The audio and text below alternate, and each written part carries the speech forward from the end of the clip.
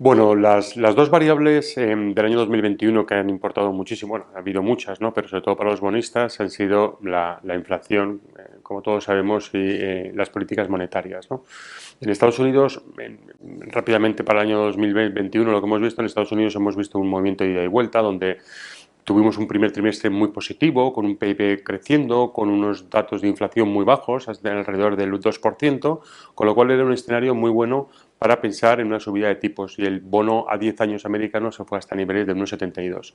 Pero poco a poco, pasando los trimestres, nos encontramos en que la inflación ya no era tan transitoria como se podía pensar, se revisaban los PIBs y empezaban a caer, y efectivamente todo esto lo que hizo es que el bono a 10 años americano se fue del 1,72, que fue el máximo del año pasado, hasta niveles del 1,20. ¿Por qué? Porque se esperaba poco crecimiento en el futuro.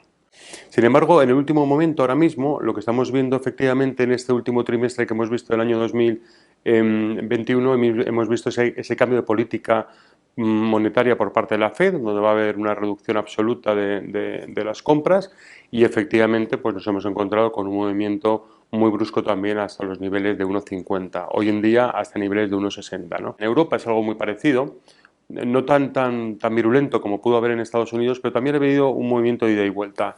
Hoy en día el bono alemán está a menos 0,17, estamos muy cerca ya de entrar en senda positiva, esperemos, pero la rentabilidad en el año ha sido muy negativa, igual que en Estados Unidos. En Estados Unidos el bono soberano a 10 años da una rentabilidad negativa de un menos 2,5, menos 3%, e igual ha pasado también en Alemania. Y en todos los bonos soberanos, todos han sido muy negativos.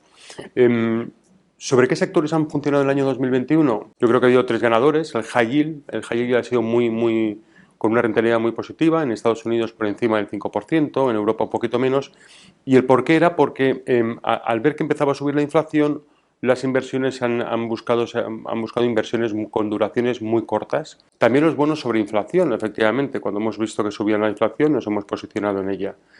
Y por último, los financieros. Yo creo que los financieros han sido, y sobre todo y en particular los bonos convertibles contingentes con rentabilidades por encima del 12%, pues han sido los grandes ganadores en el mundo de los bonos, ¿no? También con los inmobiliarios.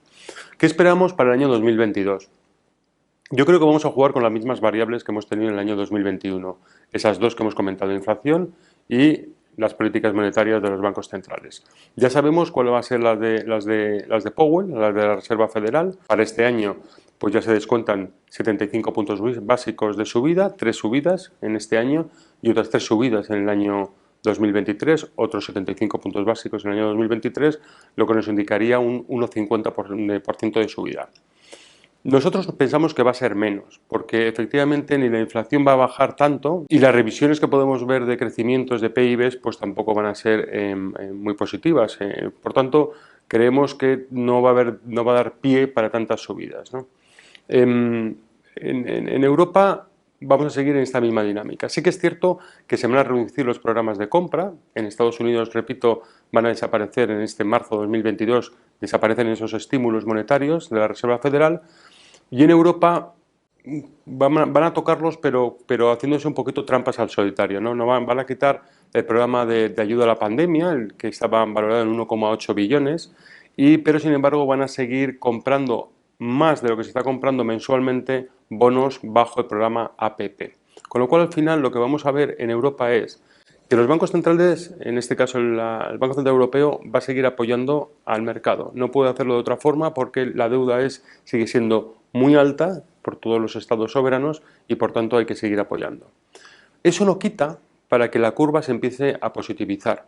¿Qué quiere decir esto? Que efectivamente, aunque no suban los tipos de interés, la curva tiene que llegar se tiene que comportar de una forma más ortodoxa, buscar los tipos de interés positivos. En todo caso, para este año, jugando con esas dos variables que van a ser muy importantes, tenemos que jugar también con la volatilidad. Va a ser un año muy volátil, por tanto tenemos que ser muy selectivos con los bonos. ¿Cuáles son los sectores que nos gustan? Posiblemente los del año 2021, pero sí que es cierto que con esta pandemia que va a menos, gracias a Dios, pues hay sectores que desde el punto de vista de los bonistas tienen un recorrido al alza importante. Turismo, también aerolíneas, industriales, sin olvidar la biotecnología, lógicamente, el discrecional, el consumo discrecional y el lujo, que también nos parece muy importante. Y no debemos olvidar, aunque es un mercado todavía que no tiene la fuerza del equity, las inversiones sostenibles, ¿no? Socialmente responsables. Ese es un mercado que poco a poco sí que se va a posicionar muy fuerte en todas las carteras de renta fija, que todavía le falta bastante recorrido, mucho más que lógicamente que al mercado de renta variable, pero creemos que es algo imparable y que tiene mucho sentido tener en carteras.